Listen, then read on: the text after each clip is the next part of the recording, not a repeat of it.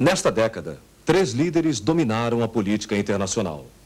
Mudaram as regras do jogo com audácia, determinação e uma grande dose de carisma. Não é difícil adivinhar quem são. Mikhail Gorbachev, Ronald Reagan e Margaret Thatcher.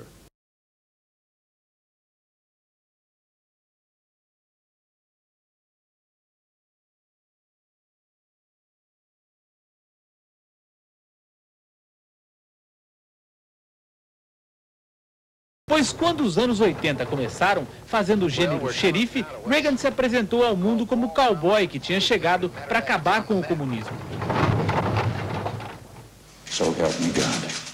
Ele se elegeu o presidente mais velho do país, mas disfarçou com um andar da terra do Marlboro e alguma tintura no cabelo.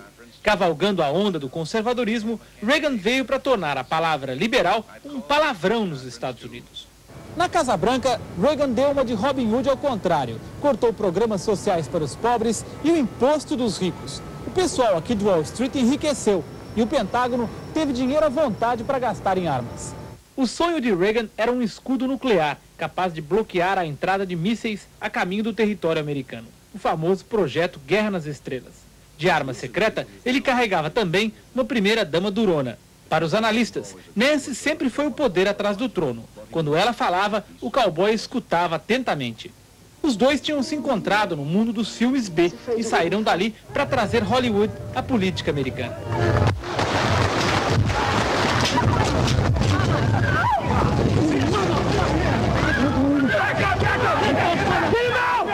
Depois que Reagan sobreviveu a um atentado em abril de 81, Nancy passou a dar palpite até no roteiro do presidente, consultando essa astróloga para saber os dias favoráveis a compromissos importantes.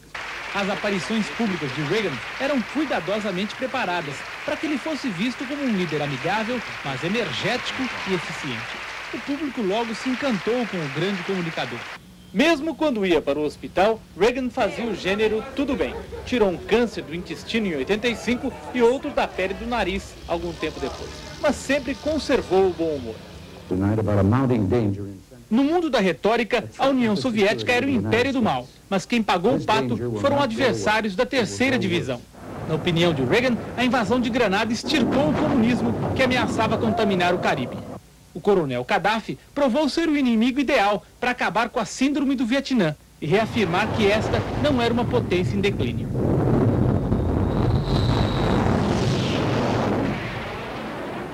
O cinema retratou o novo orgulho americano em brincar de guerra. Longe das telas, a precisão dos pilotos não era a mesma. Ao bombardear a Líbia em 86, acertaram bairros residenciais. Com o ataque, Reagan consolidou sua fama de durão. O funeral de Konstantin Chernenko enterrou a velha guarda do Kremlin. Da noite para o dia, surgiu uma nova estrela na política internacional.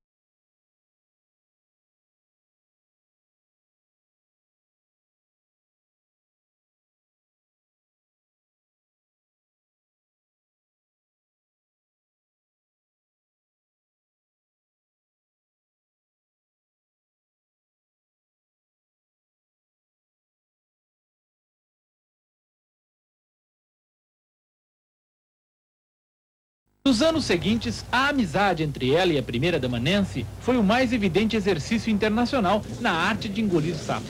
Um tropeço do cowboy Reagan, o maior de sua carreira, é que o acabaria empurrando a fazer acordos com Gorbachev. Um escândalo batizado de Irangate.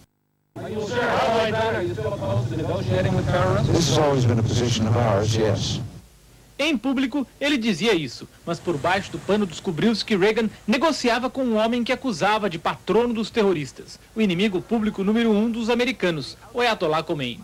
Um emissário da Casa Branca chegou a levar um bolo e uma bíblia com o autógrafo de Reagan de presente ao Ayatollah. Quando o segredo vazou em novembro de 86, provocou um terremoto em Washington.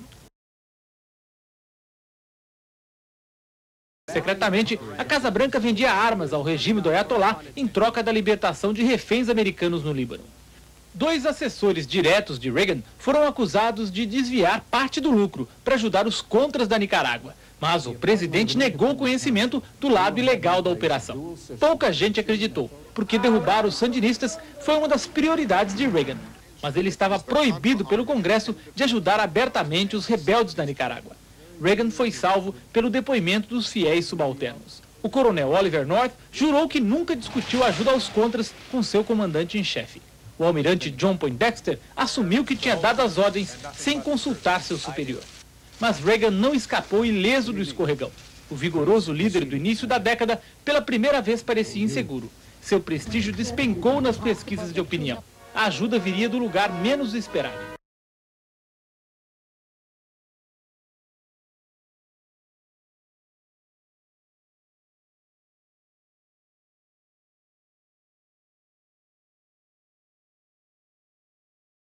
Selou-se um casamento de conveniências.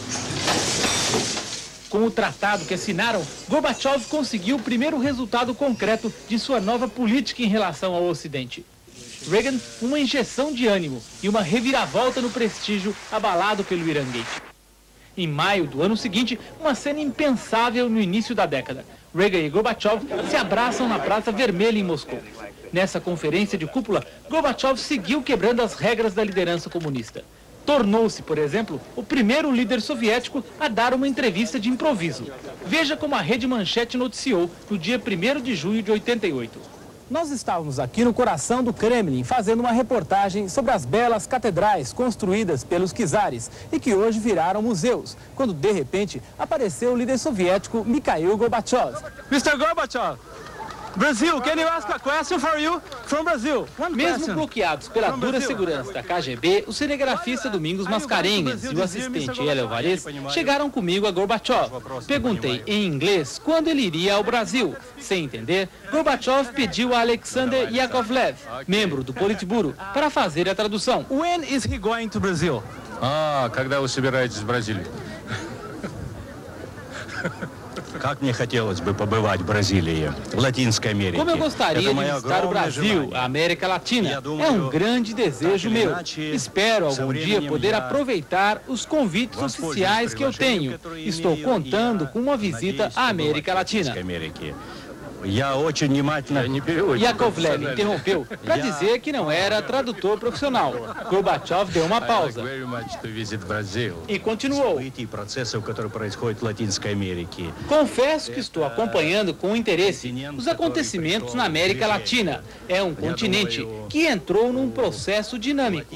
Está numa etapa bem complicada de seu momento histórico, mas creio que os povos daquela região vão superar estas dificuldades e tem à sua frente um caminho amplo e independente.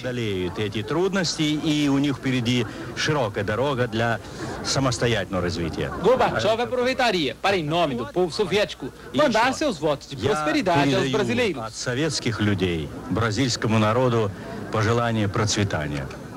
A praça central do Kremlin foi ficando lotada de gente, surpresa de ver em pessoa o líder soviético. Ele seguiu seu caminho, no mesmo estilo descontraído, até há pouco tempo impensável para um líder soviético.